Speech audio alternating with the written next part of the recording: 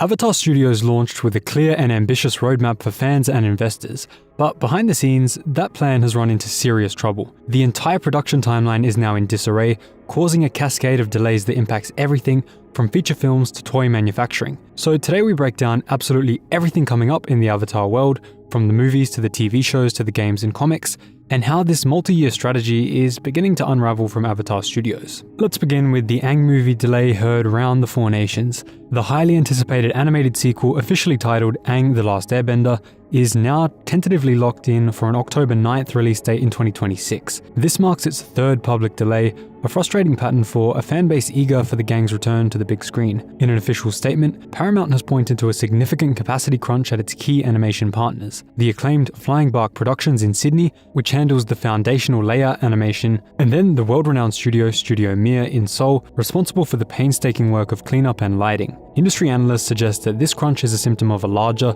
post-pandemic animation boom where demand for high-quality content has outstripped the available talent and resources. Despite the schedule shifts, the creative leadership remains steady. Director Lauren Montgomery, a veteran of the franchise, still helms the project, closely flanked by the original creators Michael DiMartino and Brian Konietzko, who serve as executive producers. Their ambitious vision relies on a complex hybrid animation pipeline. The process begins with character animation meticulously inked by hand, which is then scanned at an ultra-high resolution of 6K, and these traditional elements are then seamlessly integrated with cel-shaded, computer-generated models to create a stunning parallax depth effect, promising a visual experience that honors the original's aesthetics while pushing its cinematic potential. The updated voice roster, a source of major excitement, is now left waiting. It features K-pop star Eric Nam as the 24-year-old Avatar Aang, blockbuster heavyweight Dave Bautista as a formidable yet unnamed, combustion-bending warlord, and the return of Dion Kwon as a mature Toph. They are joined by Jessica Matten as Chief Katara, Roman Zaragoza as Councilman Sokka, and in a move celebrated by longtime fans,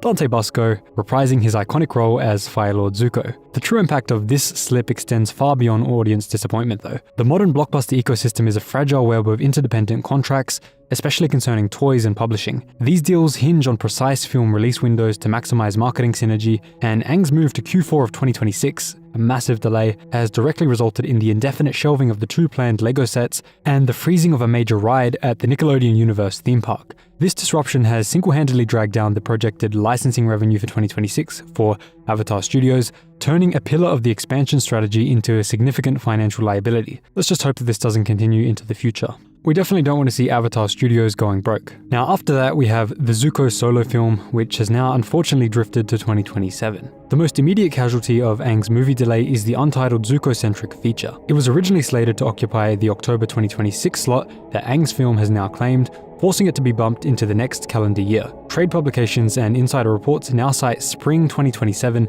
as the most likely release date, albeit that's unconfirmed, and early storyboards reportedly depict a weary, middle-aged Fire Lord Zuko wrestling with the immense pressures of post-war diplomacy. Of course, we know from the comics with the Cranefish Town and all of that dispute. This is really concerning though, this delay, and we know that the film is said to explore the fragile peace which he helped build, with his girlfriend May serving as his sharp and insightful chief strategist. This premise hints at a more mature, politically charged narrative, a departure from pure action, but now has an even longer road to the screen. After that, Kyoshi in development limbo. Further down the troubled pipeline, the planned movie centered on the formidable Avatar Kyoshi remains in a state of active development limbo. While not officially shelved, its forward momentum appears to have stalled. Casting calls that circulated in 2023 sought performers who could command a 6-foot frame in mocap, suggesting a physically imposing portrayal for the belovedly uncompromising Avatar Kyoshi. However, the script has since undergone at least 2 major rewrites, a sign that the story team is struggling to lock down the narrative. Insiders describe the current version as a political thriller script, heavily influenced by classic wuxia action cinema, promising intricate choreography and high-stakes intrigue. No release window is officially set yet, but industry observers logically place it after the Zuko film, pushing its potential debut to 2028, or more realistically, even later. For fans of the Kyoshi novels, the film remains a distant, uncertain hope. If you're looking forward to this one, I'm sorry, but this one may never come out, and if it does, you're going to be waiting a while. Next up, we have the lone bright spot, Avatar: The Seven Havens. While the cinematic branch of Avatar Studios is in shambles, its first long-form animated series, Avatar: Seven Havens, looks remarkably healthy and represents a potential saving grace. The show is set 70 years after the conclusion of Legend of Korra, introducing the new era in an Earth Kingdom frontier laced with volatile spirit energy ley lines. The story follows 12-year-old twins Kavi and Kira, who scrape by in a struggling town. Their lives are upended when Kavi is revealed to be the next Avatar, while his sister Kira is branded a harbinger of ruin. Now, I should just say, these Kavi and Kira names are probably just code names, and their real names are probably Pave and Nisha, which I mentioned in a different video, which you can probably see on screen now. If you want more details about that, click on that video after this one. But the writers have pitched the show's distinctive tone as Mad Max meets Studio Ghibli, suggesting a unique blend of post-apocalyptic grit and enchanting spiritual beauty. The production details are as ambitious as the concept. The visual style aims to merge the crisp character outlines of Korra with the lush, watercolor-inspired backgrounds synonymous with Studio Ghibli. Storyboards are being drawn digitally in Toon Boom Harmony, but a nod to classic techniques, key action sequences are hand-inked on paper and scanned at a full 6K resolution to be overlaid with custom film grain. This global production involves teams in the Philippines and Argentina who color time the complex spirit glow layers in real time through an innovative cloud-based workflow. The soundtrack is being recorded in parallel English and Korean sessions, blending traditional instruments like the guqin, morin kur, and samul nori for a truly unique soundscape. A recent internal rough cut of the pilot reportedly ran 36 minutes, forcing editors into the difficult position of trimming 9 minutes to fit a standard broadcast slot without losing key world-building vistas. While marketing materials still claim holiday 2025 debut on Paramount+, the fan-run Avatar Almanac tracker, known for its accuracy, now tips a more realistic February 2026 launch. If Seven Havens successfully lands, it could provide Paramount+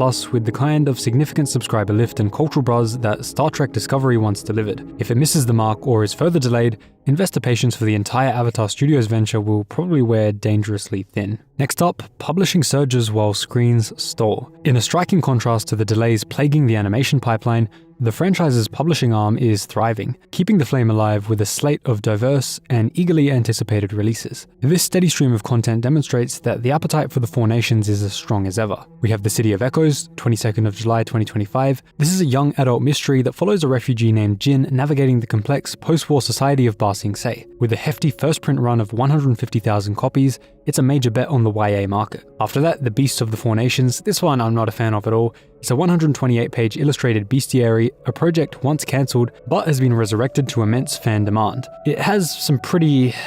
let's just say none of the illustrations are coloured. They're all pretty much line art and not really polished. Look, it may be interesting to some people, but I wasn't too happy with it. After that, we have the official Avatar Baking Book, September 30, 2025. This is a quirky and accessible entry. This book features 60 recipes for treats ranging from the Komodo chicken pot pies to cactus juice sorbet, aiming for broad, family-friendly appeal. After that, we have The Relics of the Four Nations coming out on the 28th of October 2025. This is targeting the dedicated collector. This is a 16-page ephemera kit including high-quality replicas of in-universe items like the Pai Show tiles and the nation's banners. After that is The Awakening of Roku, coming out the 14th of October 2025. Prolific author Randy Rebate delivers the finale to his popular duology, which drops the Fire Avatar into the midst of a terrifying spirit plague quarantine. Finally, we have the book Light It Up, coming out October 18, 2025. This is the first installment of the Bending Academy chapter book series, aiming to capture a younger audience, supported by ancillary stickers and paint with water tie-ins, scheduled for December. After that, graphic novels hit a wall. While books flourish, the graphic novel front has grown disturbingly quiet. The last long-form comic, Azula in the Spirit Temple, shipped the 31st of October 2023. Since then, there has been a complete silence. Publisher Dark Horse currently lists no new Avatar graphic novels for its 2025 schedule. This sudden halt is alarmingly reminiscent of the 2014 to 2017 content drought that left fans fearing for the future of the comics line. For a franchise that was kept alive and expanded for years through its graphic novels and comics, this sudden stop is a significant red flag and suggesting that artistic and writing resources are completely tied up in the delayed animated projects and the other print media projects. Tabletop games pick up some slack. As screen and comic fans wait, the tabletop gaming community has experienced a renaissance. The Rebels and Refugees Quick Start for the official tabletop RPG released on the 15th of February 2025 and was a breakout success, hitting 500,000 downloads within weeks of its release. This demonstrated the massive underserved market for interactive storytelling in the Avatar world. Building on that success, the Voyage of Unity Premium Boxed campaign, set in the Roku era, smashed its Kickstarter funding goals in May. The campaign's success proves fans are willing to invest significant money,